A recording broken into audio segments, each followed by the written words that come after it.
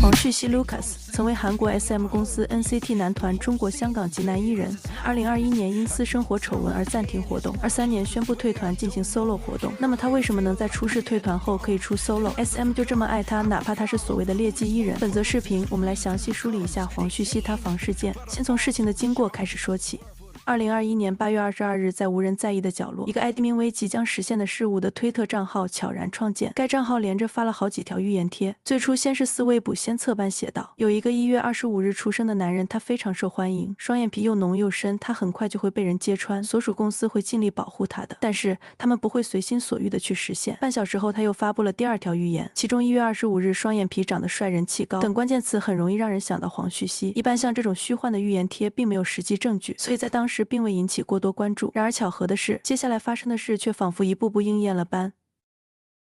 第二天8月23日20点40分，另一名为 OOSHIM 的推特用户发布了长篇小作文，直观起见，称呼他为爆料者1号。1号自称是黄旭熙的女朋友，要揭开他完美爱豆的伪装。概括来说，贴文中指控他 PUA 让女性花钱、任性小气、讨厌粉丝等行为，并配上了一些聊天截图和几张未公开的照片，一时间在网络上引起热烈讨论。仅几小时内便获得1.7万转推。然而，即便有着未公开过的照片作为证明，但都为正常自拍照外加叙述者逻辑的混乱。很多网友对此并不买账。此时仍有大部分粉丝认为其是恶意造谣诽谤，然而一波未平一波又起，上一波的讨论还未平息。次日24号17点01分，一位名为效仿专家的网友发博称其也与黄旭熙有过暧昧关系。2号声称自己并不知情1号爆料者作为女友的存在，直到昨天看到爆料才刚刚醒悟自己被蒙骗，发布了长达8页的小作文以及多张聊天记录，来佐证黄旭熙私联粉丝、脚踏两只船、轻视粉丝、谎话连篇，且对此轻车熟路的形象。两位国籍不同、看似完全不相关的女友发出了同样的指责，让他们爆料的说服力大幅提升。此时一些粉丝承受不住而脱粉。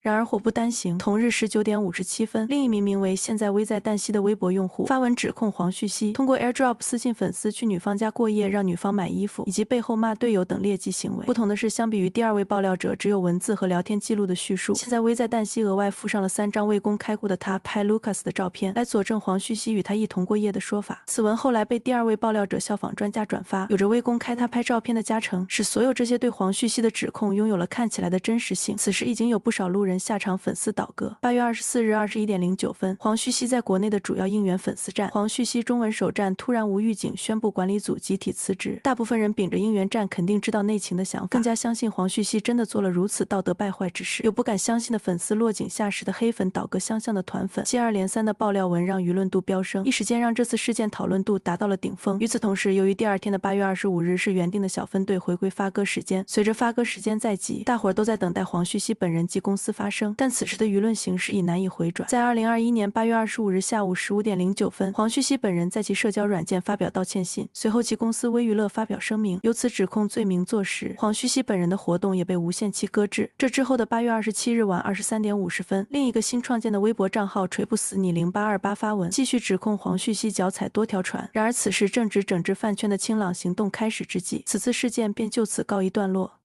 事情发展到目前，看似结果已定，一时间要求黄旭熙退团咒骂他的人不计其数。然而任何事情都有两面性，这起表面看似为粉丝曝光渣男本质的事件，如果稍作仔细一看，会发现事情并不像表面所呈现的那样简单。不管是这些爆料明显的组织性及针对性，还是 P 图严重的聊天记录偷取的语音，几乎所有雷点都踩了的指控，让一些人开始思考真相真的如此吗？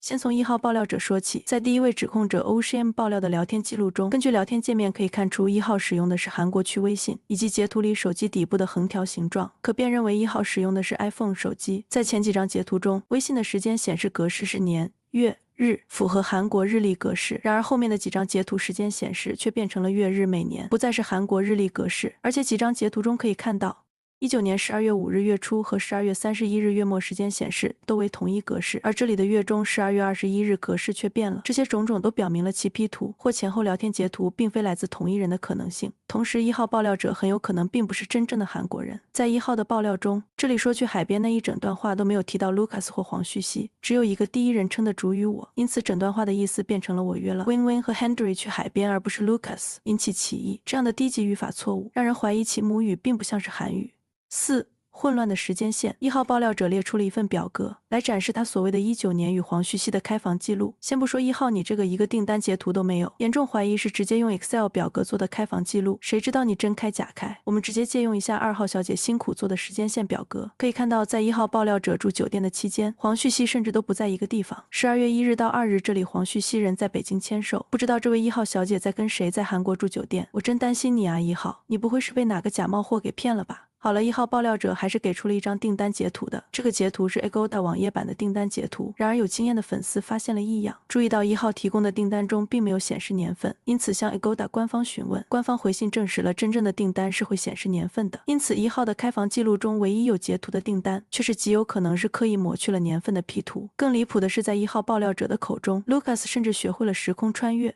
在他提供的聊天记录中，按照他的说法，黄旭熙在20年1月11日的凌晨4点34分之前发微信告知他自己在机舱座椅上是这样躺着的。然而根据已经公开的行程可知，20年1月10日和11日 Lucas 在上海参加为期2天的粉丝签售会，这2张分别为10号和11号黄旭熙当天的穿着。同时在第2天的签售结束后，晚上18点左右 Lucas 抵达上海机场，并在11日晚11点到12点之间在成都机场落地。将此比对1号指控者提供的黄旭熙在机舱内的照片，可知照片的真正拍摄时间晚于1月11日18点，早于1月12日0点。在这个没有机器猫的世界，无论如何黄旭熙也不可能在甚至连第2场签售会还没开始的1月11日的凌晨4点发出这张照片。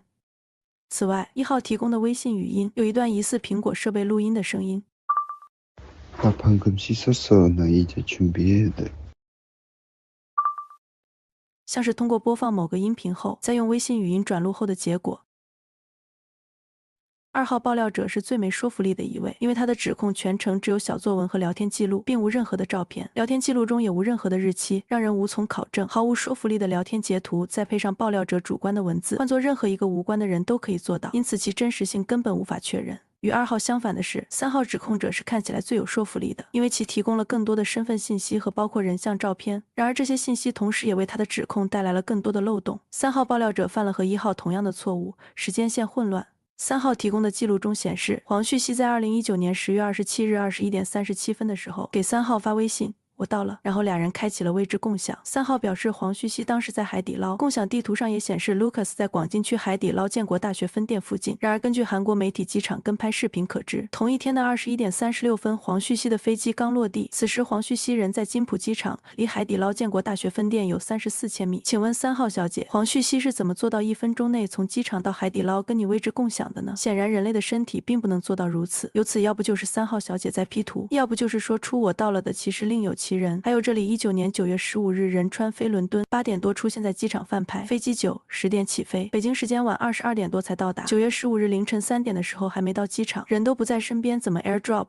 同样9月15日下午3点时 Lucas 都还在飞机上，怎么跟你加微信？不仅如此，3号指控者提供的照片都疑点重重。他指控黄旭熙2019年9月16日伦敦秀场期间要求女方买衣服给他，并贴出了在英国哈罗德的订单收据以及所买的衣服的照片，不知道是在刻意隐瞒什么。除去这张无论放大多少倍都模糊不清的收据，3号指控者特意解释了，这里凌晨3点的买衣服的时间显示为北京时间。然而他忘了的是，英国时间有冬夏令时之分，2019年的9月17日仍然为夏令时，此时伦敦与北京的时差应该仍为7小时，而不是3号所说的8小时。此外 iOS 系统的照片显示时间并不会因为所处时区或手机设置时区的改变而改变，也就是说这张照片真正的保存时间为英国时间9月17日的凌晨3点17分，而此时的哈罗德商场不可能在凌晨3点钟仍在营业。为什么说是保存时间？因为该照片实际是网络盗图。有网友发现这张照片实质为网络代购所拍照片，并在询问了该代购后，得到了这张照片很多人会有同样的照片的答复，因此真相变得清晰起来。3号小姐在9月17日的凌晨3点睡不着觉，网上冲浪的时候从网页上保存了这张图片，并不是她口中的她亲自买给黄旭熙的。同时聊天记录中对应的3号指控者询问黄旭熙穿什么码衣服时，对方回答中即通常所说的 M 码。要知道黄旭熙是个身高1.84米并不瘦小的男人，所穿的衣服尺寸应该至少为 L 或 XL， 而 M 码更偏向一般身材的女生或身形偏小的男生。至此3号的聊天对象为黄旭熙本人的概率大大降低，反而更有可能是女性，甚至是爆料者买给自己自导自演的一出戏。同样的，在3号爆料者放出的后续聊天记录里，这里显示聊天时间为2021年5月份，爆料者发帖的时间为同年8月份。然而我们知道微信聊天如果是处在同一年份中，记录时间是不会显示年份的，由此可见聊天记录很有可能是 P 过的。另外3号指控者提到他与黄旭熙熙在9月16日晚一直到9月17日早上6点都在一起过夜，并给出了他打车去酒店接黄旭熙的记录。然而诡异的是，打车记录有到酒店送黄旭熙回酒店以及自己回家的记录，却唯独缺少了一单和黄旭熙一起回家的记录。3号指控者整篇贴文中最有说服力的是3张黄旭熙本人的照片。按照3号小姐的说法，这3张照片都为9月16日晚和 Lucas 共度夜晚时拍的。然而他犯了一个致命的错误，黄旭熙在9月15到17日这3天并不是图中所示偏黄的亚麻发色，而是3天都为偏红的深棕色发色。另外，根据黄旭熙已公开的行程中，照片中的发色、衣服、裤子更接近于同年10月份 Supreme 活动时的造型，那么照片的实际拍摄时间肯定是晚于9月17日的。同样在提供的这张照片中，3号指控者说这是黄旭熙在他伦敦的家过夜的样子。那么按理来说，整个房间应该只有他们2个人。然而我们放大这张照片，可以看到红酒杯的玻璃倒影中的人可确认为是一个拿着手机的男性，说明事实并不像是3号小姐所说的那样，这张照片并不是所谓的家中约会照。同时在这张所谓的床照中，3号特意为了掩盖事实而调暗了照片，调亮后可以看到黄旭熙是在一个灰色的床或沙发的地方睡觉，同时穿了黑色的衣服，脸上有阴影证明了灯是开的，并非所谓床照。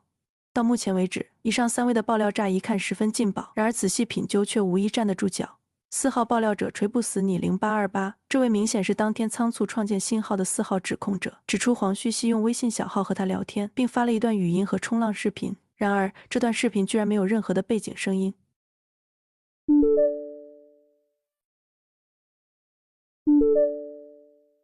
同时如果我们慢放可以看到，所谓黄旭熙本人发的视频居然画面中有马赛克。将其与黄旭熙自己微博公布的冲浪原视频比对，发现马赛克对应处除了夕阳外并无任何信息或隐私，这样刻意的涂抹痕迹，如果说是本人发的视频根本没必要，反而更像是经过多方转手的视频，因此码掉了某些水印。由此可见4号所说的黄旭熙微信小号的真实性。这4位指控者每一位都晒出了聊天记录，然而现如今这个时代，伪造一个聊天记录极其容易，再配合上看似真情实感的小作文，人们很容易的就可以将自己塑造成受害方。希望大家明白的一点是，这些所有的指控者在所谓的恋爱期间，连一张自己与黄旭熙的合照都没有，有的仅是几张聊天记录和明星的单人照。这个事实本身就使他与黄旭熙本人谈恋爱这个指控的真实性大大降低，再加上漏洞百出的指控以及成篇的小作文，这实在是难以令人信服。这些指控都有着相似的手法，完美的配合，还有全彩的雷点，更让人怀疑这是一场有组织、有预谋的恶意诽谤。在前面的基础上，已经可以肯定的是，